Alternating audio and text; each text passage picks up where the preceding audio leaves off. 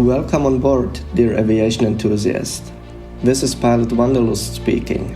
I'm an Airbus A320 captain, and in this documentary I will take you around on a 2-day trip across Europe. You will see how a day in the life as an airline pilot looks like.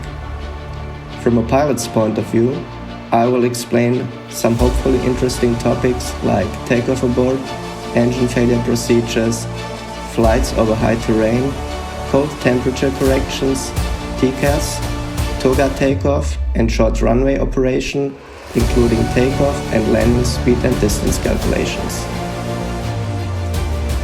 And just in case you want to become an airline pilot one day, I would like to encourage you to follow your dreams. I hope you will be even more interested hereafter.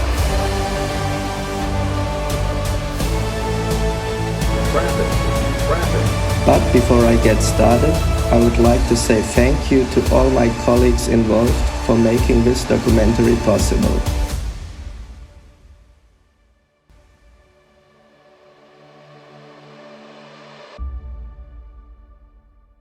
During summer months of 2021, I have had several trips to one of the most beloved holiday destinations in Europe, the beautiful island of Mallorca.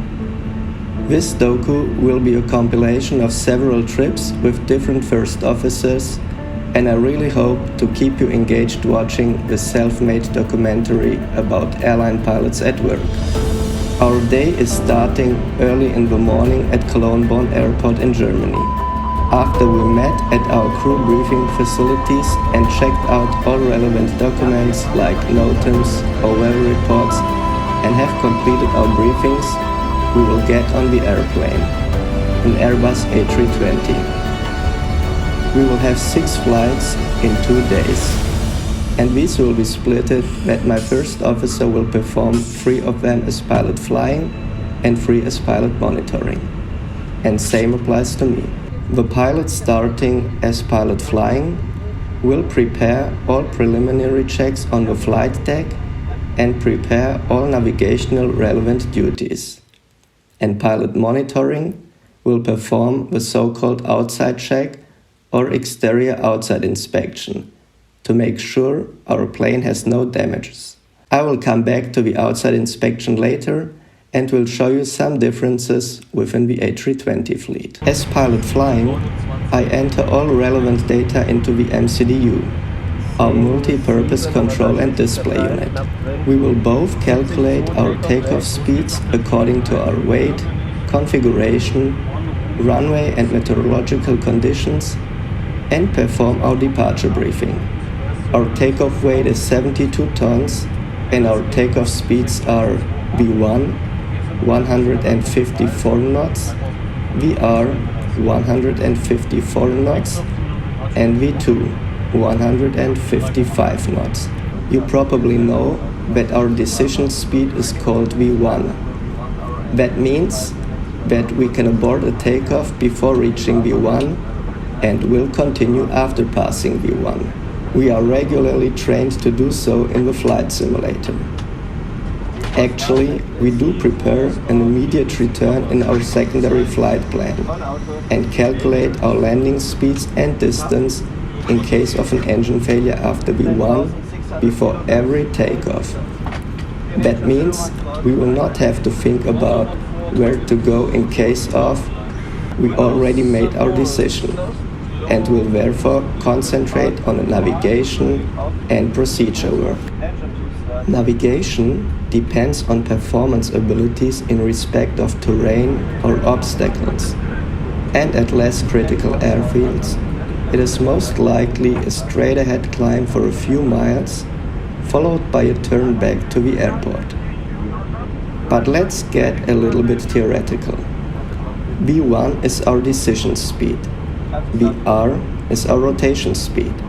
Per definition, V1 can't be higher than VR.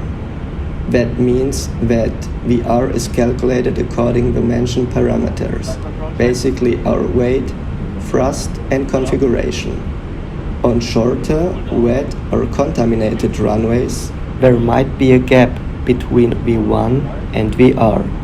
That means that the stop margin after V1 might not be sufficient to stop on the runway, but on long runways, an abort even after passing V1 does not mean that you will for sure overrun the runway.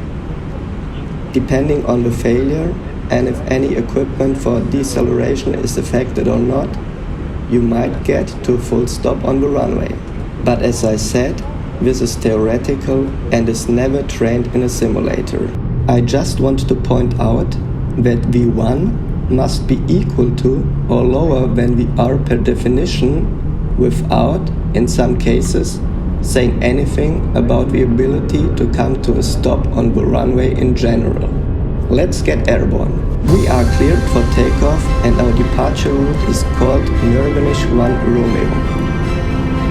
There is a speed constraint of 205 knots on the second waypoint of a departure, and our so-called green dot speed at given takeoff weight is 225 knots. Therefore, we will have to delay flap slat retraction until passing mentioned waypoint. During cruise flight, we will prepare everything for the approach and brief each other before commencing descent. Do we have relevant weather or terrain to mention? Which runway is in use? What type of approach? Are there any special procedures to consider or apply? And what about a missed approach procedure? Just to mention a few. Later, when lined up for landing, the aircraft has to be stabilized at 1,000 feet above ground level, latest. That means in appropriate landing configuration, thrust setting, and at calculated approach speed.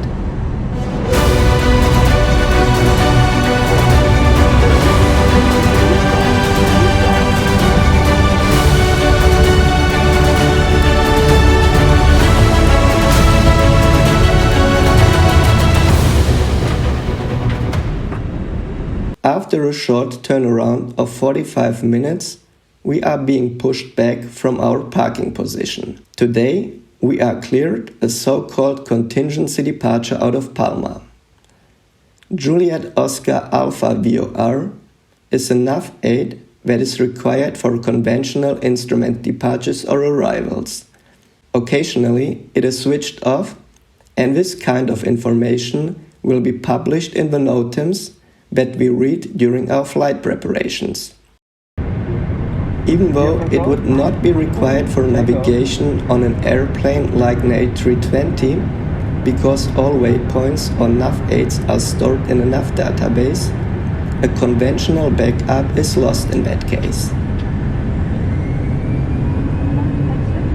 Therefore, so-called contingency departures are enforced that are basically the runway track in the initial part of a departure, followed by a radar vector or direct to clearance to any other nav8 or waypoint. We are climbing to 3,300 feet and maintaining runway track. Out of MSA, the minimum safe altitude that is calculated on the highest terrain or obstacle within a specific area around the airport, we would accept a radar vector. The MSA is the lowest altitude which may be used, which will provide a minimum clearance of 300 meters or 1,000 feet above all objects located in the area contained within a sector of a circle of 46 kilometers or 25 nautical miles, radius centered on a radio aid to navigation. But let's jump to some higher obstacles en route. Even if cruising at our optimum flight level well above the highest peaks of the Alps, weather and terrain awareness is crucial.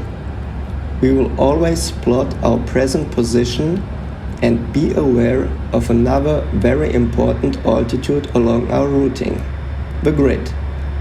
Just in case of major technical or medical reasons, a descent or flight diversion would be required. We have to be aware down to which altitude a descent would be safe to keep a required ground clearance. Grid will give you 1000 feet separation from terrain when terrain is less than 5000 feet, and 2000 feet separation when terrain is more than 5000 feet.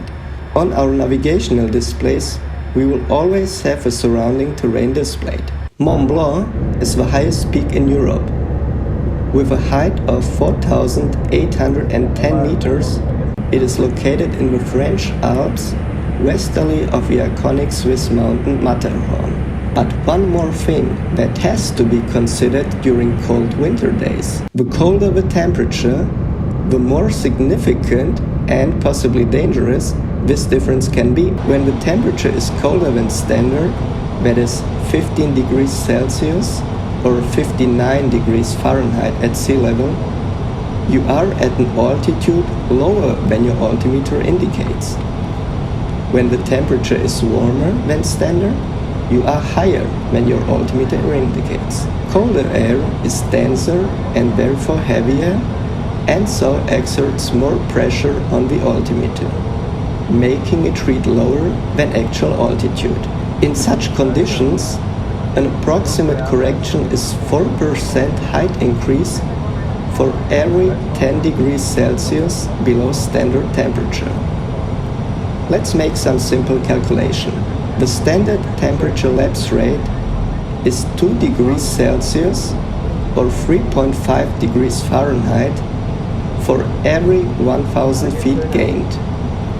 So, at 10,000 feet, the standard temperature will be 15 degrees Celsius minus 20 degrees Celsius, and that's minus 5 degrees Celsius or 23 degrees Fahrenheit.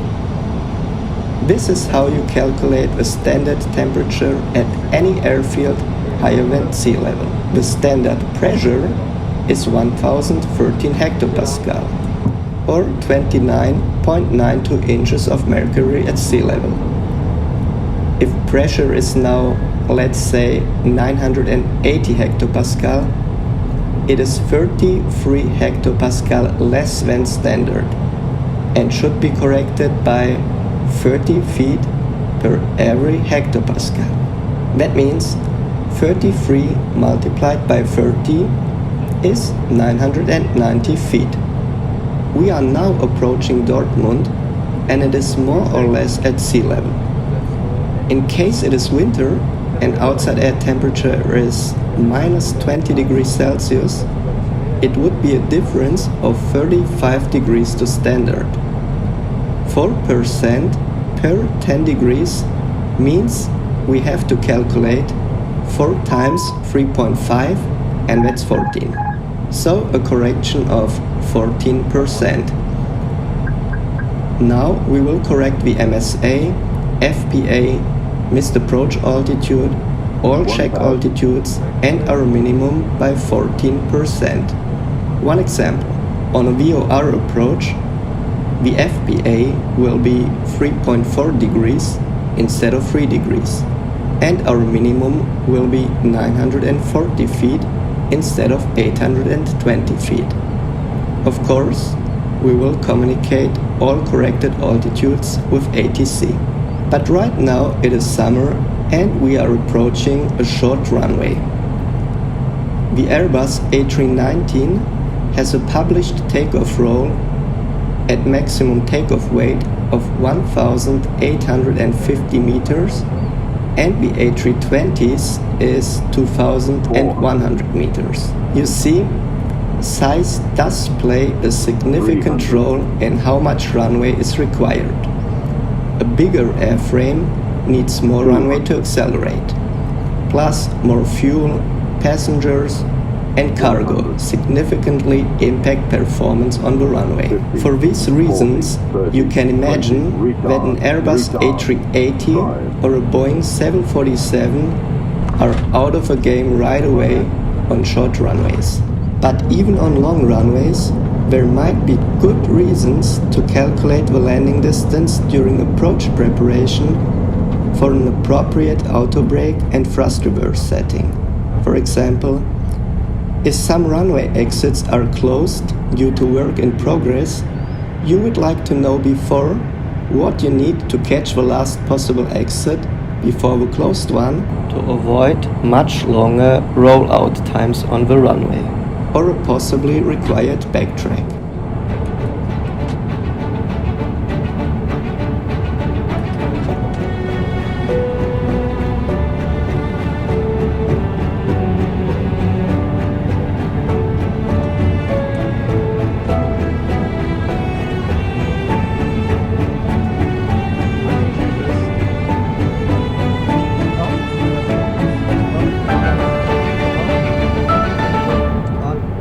This will be a short turnaround, and as I said before, our flight preparation includes the landing distance and performance calculation in case of a required immediate return after takeoff.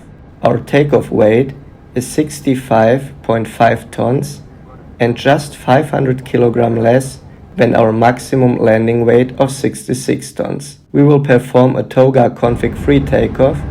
Our V1 is 126 knots and the stop margin is 375 meters. Our maximum performance limited takeoff weight would be 69.6 tons with higher speeds and a stop margin of 85 meters. In case of an emergency, this would be an overweight landing and the landing distance would be 1,699 meters. At higher takeoff weights, we would decide to proceed to a takeoff alternate with a longer runway.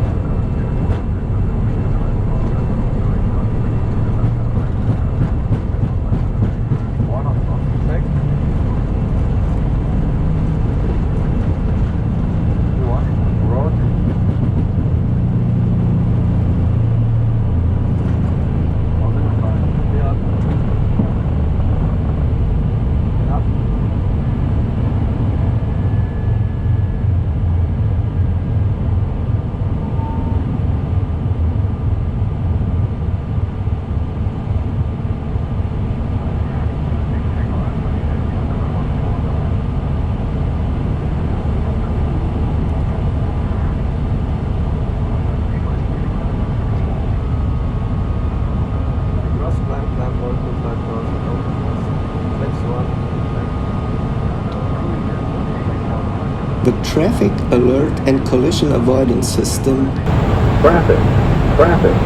TCAS is an airborne system designed to increase cockpit awareness of nearby aircraft and serves as a last defense against mid-air collisions.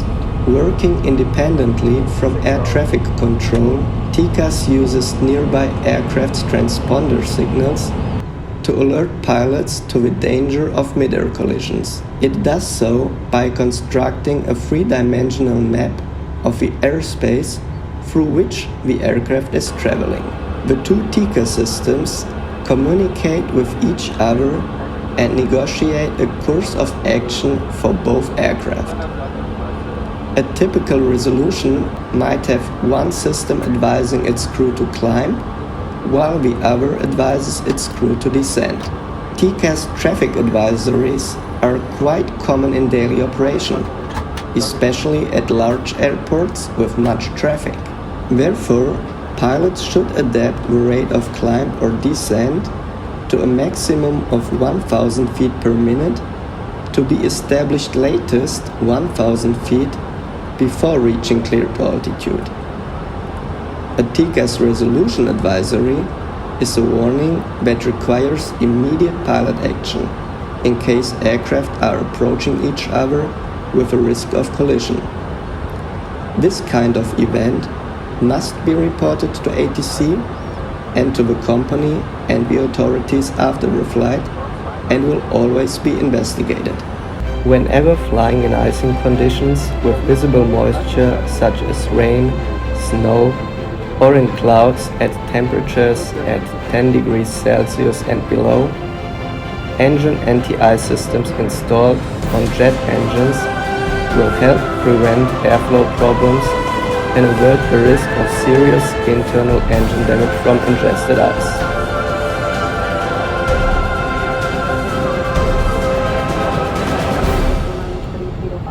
We are now approaching runway 06 left at Palma de Mallorca. Type of approach is an ILS. I will switch off auto thrust and autopilot in 2000 feet. Later in this video, I will show you a close-up instrument and side stick view during an approach to Milano and emphasize more on transition, constraints, and FMA callouts.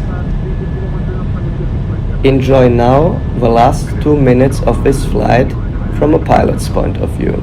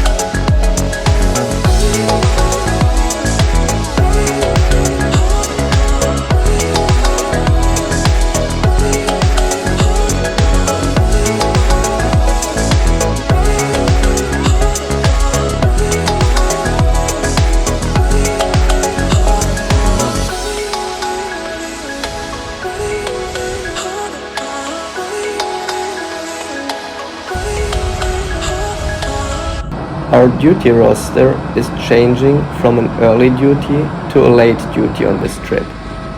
Our airplane has just arrived and we will exchange the inbound crew who is going to have a 24-hour break in Palma. My first officer is performing the walkaround and I will prepare the flight deck for our flight to Cologne. The pre-flight flight controls check ensures that flight controls respond to the pilot inputs without jamming, movement limitation, stiffness, delayed or inadequate response. It is a key factor in the safe operation of the aircraft. Being so familiar with it, pilots may fall in the trap of routine and neglect the importance of it. One may also believe that the aircraft's self-monitoring capabilities are sufficient to provide the adequate information, but they are not. Improper maintenance or component failures are to be considered. An efficient flight control check ensures that the systems respond adequately.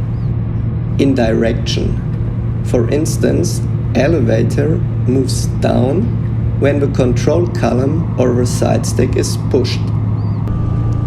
In amount of travel, up to full deflection, in return to neutral, and in feeling. Full heading.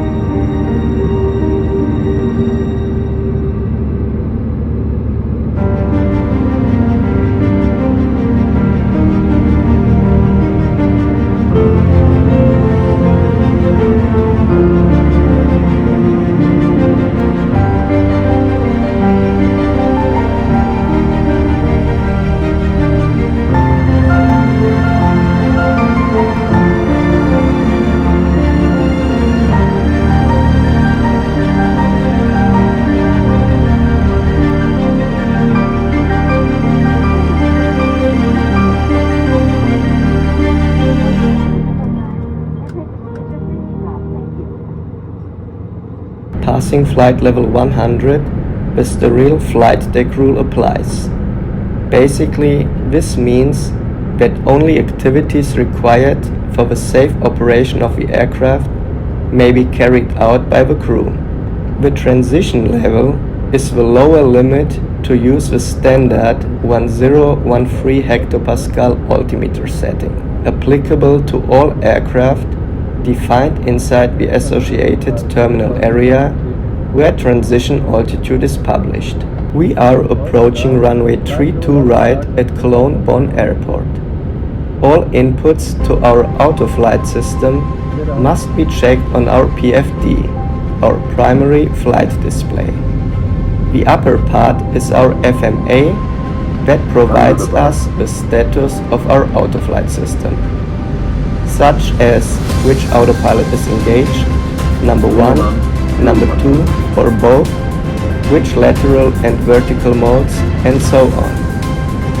100. No matter what we press on our autopilot panel, only modes displayed and confirmed on the FMA are engaged, active, or armed.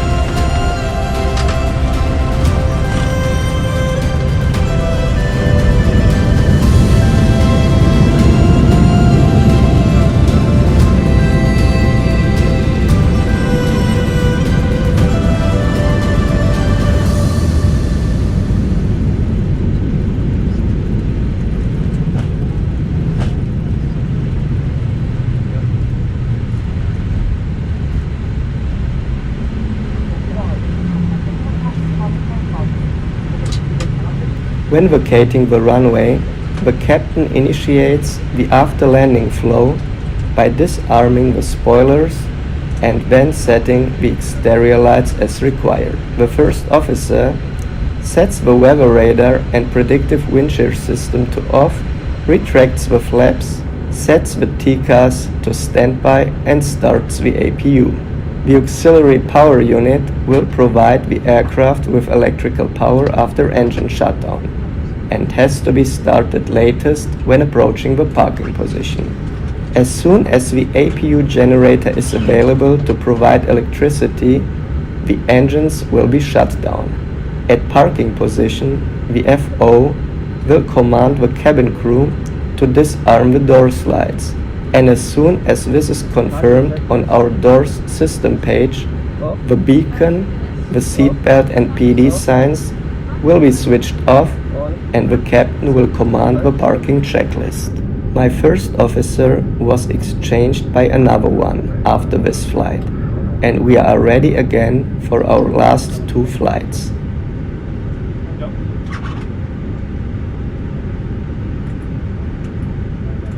Lower line. Close. On. Ja, wunderbar. Dann leg ich auf los. Pushback bei 1629 ist klar zum Starten. Danke. After pushback from parking position, it is mandatory to wait for the clear sign of a pushback truck driver.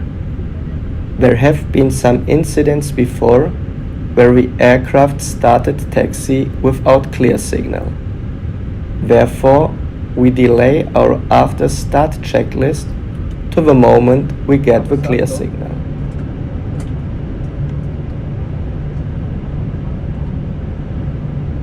We will then start our taxi to the departure runway. A taxi briefing is part of our departure briefing. Upon receiving the taxi clearance, the taxi route will be reviewed.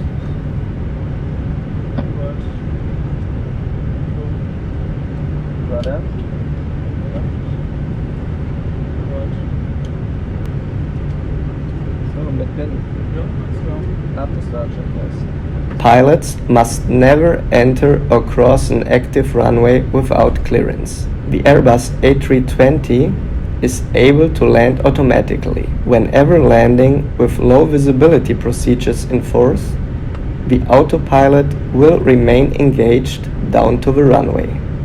However, there are no autopilot takeoffs on the A320. Every takeoff is flown manually by the pilot, and there is actually no rule when the autopilot must be switched on latest after takeoff. However, latest when entering RVSM airspace, reduced vertical separation minima at flight level 290, where vertical separation is reduced to 1000 feet, autopilot engagement is mandatory.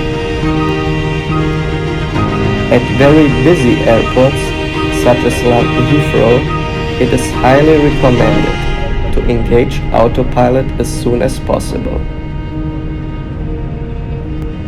It is not a big challenge for the pilot flying to follow the flight director commands, but workload for pilot monitoring is increasing, and it would be not a good airmanship of pilot flying to fly manually where increased attention and situational awareness is required due to busy ATC and much surrounding traffic.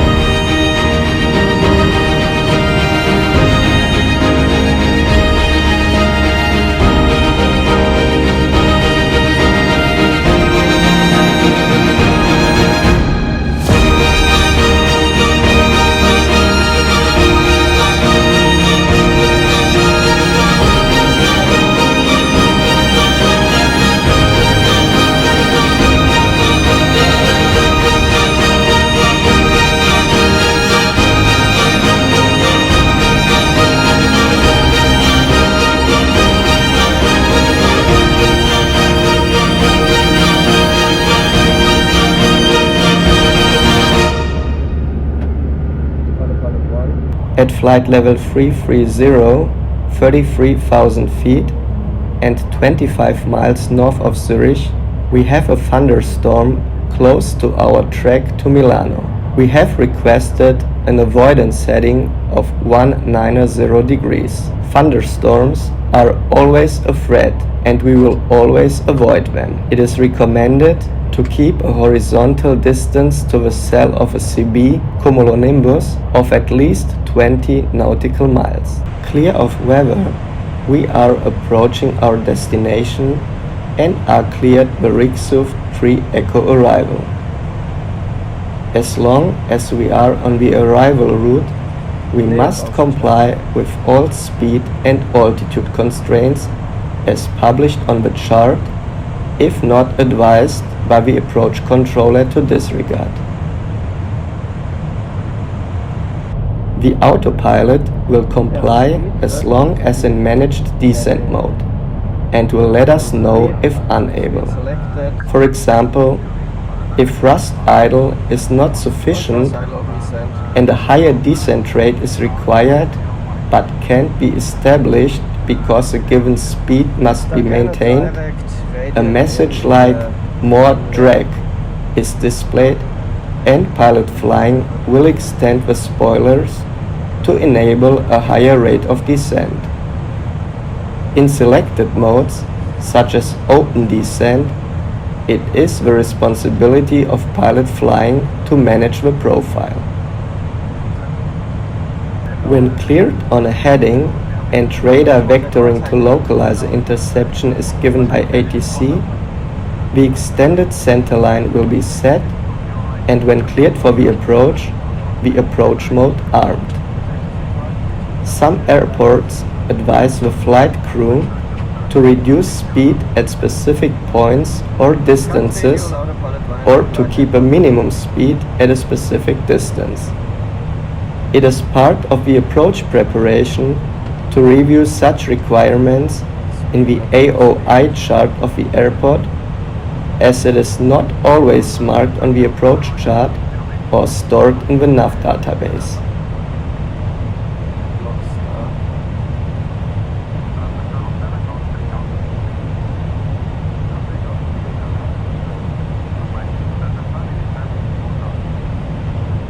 While turning to final, you can see the echo of our weather radar. In case relevant weather is on our path, we will delay the approach, and if in our missed approach sector, we would decide to turn in another direction. Terrain clearance must be assured and ATC informed. Approaching Totku with a speed limit of 180 knots, it's time to decelerate.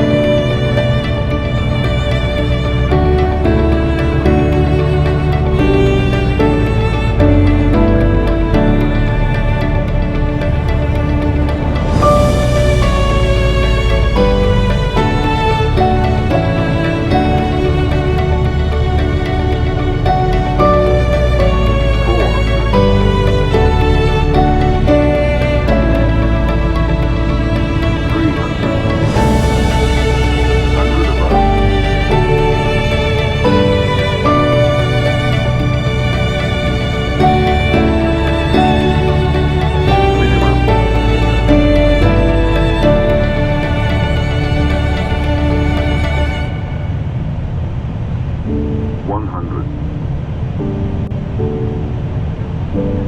50, 40, 30, 20, retard, 10, 5. The purpose of a walkaround is to search for any conditions that could compromise the safety of a flight. It is important to perform this task correctly because the consequences of failure can be very serious. Never underestimate the importance of performing a full and adequate external inspection, no matter how pushed for time you are or how much pressure you are under. Some incidents have occurred due to really obvious things that could have been spotted during the external inspection. Is there any impact damage to the structure of the aircraft?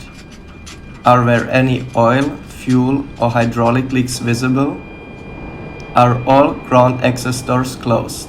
We have different A320 versions in our fleet and most of them do have a brake fan.